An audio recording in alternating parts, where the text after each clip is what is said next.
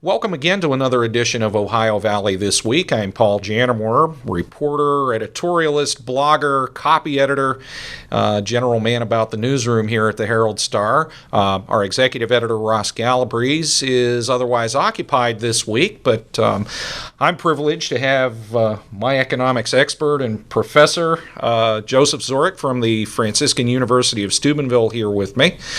We did an interview in the newspaper for June the 8th about the impact of Seattle's $15 minimum wage and what could happen if that spreads nationwide. And I wanted to follow that up on Ohio Valley This Week with a little more commentary from Professor Zoric. And so once again, let's recap your view on, first off, minimum wages and what they actually do to the economy and employment. The primary effect of minimum wages is that they tend to destroy jobs. Basically, most every economist would agree with that. Most every politician would not agree with that.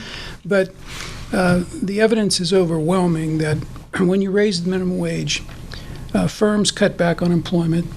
The employment they cut back on is the employment of less skilled, less educated workers. Those are the people who really need the job because they need the experience, they need the job to get ahead, to get the next job.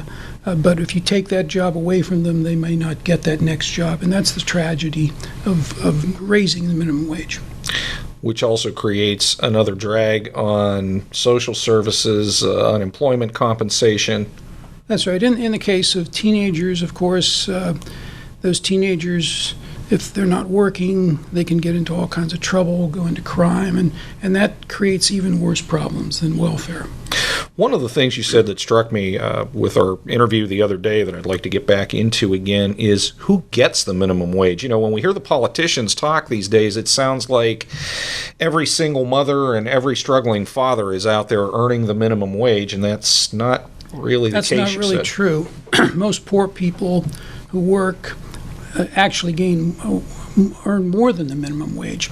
The problem with the poor is that they don't work enough hours. Mm-hmm.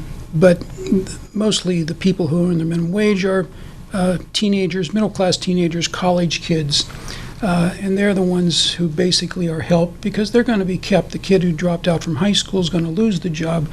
The college kid is going to keep the job because the college kid is more productive than the high school dropout. Mm-hmm. It'll impact. Now, do you see it, first of all, spreading beyond Seattle? I mean, it's kind of a sort of a liberal wonderland out there. I kind of laughed the day that the story broke. The photo that we chose to run with that story was of a lady handing out free ice cream after the minimum wage was declared approved. Free ice cream and better wages. But do you see it spreading beyond there? Well, I think that, yes, New York is looking at it, other big cities, but what's happening is that businesses are looking at these cities and saying, we're not going to invest in those cities. Mm-hmm. We're going to invest in the suburbs where the wages are low, where they don't have that minimum wage law. And so the cities are going to see that they have less enterprise taking place. And I don't know how the politicians can justify doing what they do, but nevertheless, they think they're doing a good thing, but in fact, they're shooting themselves in the foot. You don't see this becoming perhaps state by state or even nationally a policy? Well, most every state does have a minimum wage already. Mm-hmm. And so there's an interesting thing that happened this spring. There was a referendum in Switzerland. Switzerland had on their ballot a proposal to raise the minimum wage to 25 euros. It was defeated by 70% of the vote. The reason was that the referendum was sponsored by the labor unions. The labor unions, of course, like minimum wages because it raises the floor on the wage.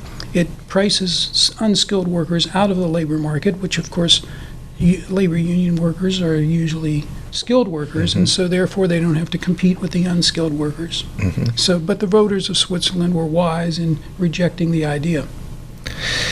One of the things that comes up every time this is discussed, I know I posted a few comments about your article and got a few reactions on my Facebook wall the other day.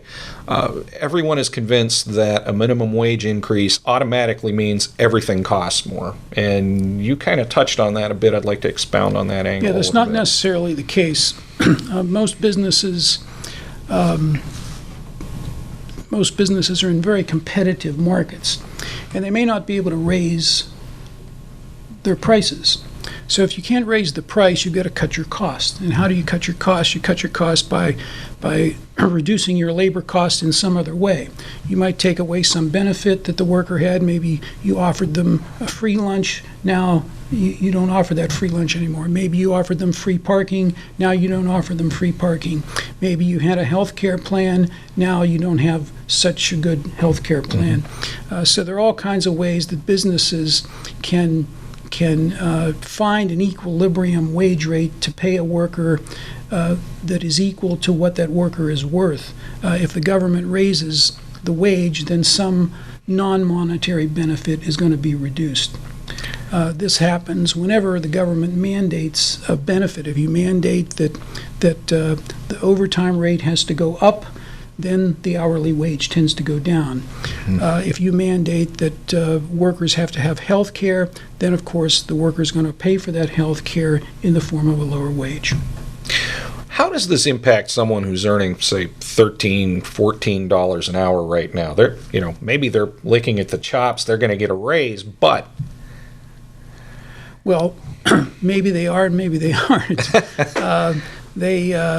Someone who's making 13 or 14 and the wage goes up to 15, well, there again, why are they making 13 or 14? They're making 13 or 14 because the employer believes that they're worth that 13 or 14. There are some workers who maybe are at the margin and they're no longer worth hiring at the $15 wage, and so those persons at the margin are going to be let go. And this all plays back into, employers have the wages have kind of stayed stagnant in the last several years for a reason. And now suddenly they're being told you're going to have to give X number of employees more money. Yes, well, wages have been hurt by the recession. We've had a serious recession from the financial crisis, and we haven't had a very good recovery from that recession. The labor force participation rate is low. The government policies, in my view, were very bad policies, and that's the reason why we haven't recovered.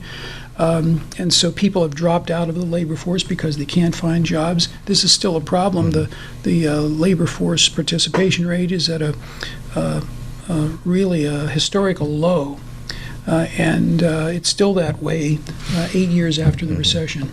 And when we compare, I know that the number that's always touted by the government is the unemployment rate, the weekly unemployment signups, but comparing that to what the real unemployment rate may actually be, well, there again, the real unemployment rate is those people who are unemployed plus those people who are not employed but would like to work, who aren't looking but would like to work if they had an opportunity. And so if you add those people, you bump up the unemployment rate by 2 or 3 points. Do you foresee, with the rest of the year as we're going, how are we doing? Are we recovering? Is it just going to keep bumping along? I guess this is a chance for Joe Zoric's predictions for the next 2 quarters. Well, the economy seems to be recovering slowly. It seems we take 2 steps forward, 1 step backward. I think Obamacare has been a drag on the economy. Firms have cut back employees from 40 hours to 30 hours so that they're exempt from the law. And so I think Dodd-Frank is another drag on the economy with regulations on every financial transaction that goes through the economy.